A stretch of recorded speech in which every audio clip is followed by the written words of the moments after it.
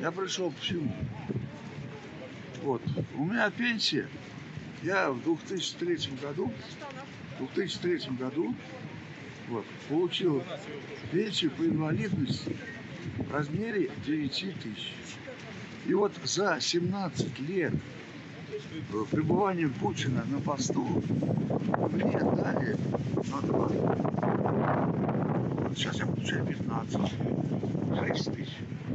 За 17 лет 7 тысяч надбавок. Какие большие деньги. И чего вы сегодня хотите? Вы вышли на митинг? Вот ну и что хочу? Здравоохранение платное. Было бы оно хоть качественное, но нет его. Здравоохранение, можно сказать. Образование. Вообще из наших детей делают дебилов. Вот. Но полиция считает, что это незаконный митинг. А вы как считаете? Я считаю, это законно. Почему? А потому что не надо затыкать рты народу. Я вот возмущен тем, что нету губернатора. Вот. Ну, народу, сейчас не есть народ. Ну, есть, наверное, вопросы губернатору, какие-то вопросы, чтобы он ответил. Я считаю, это неуважение к народу.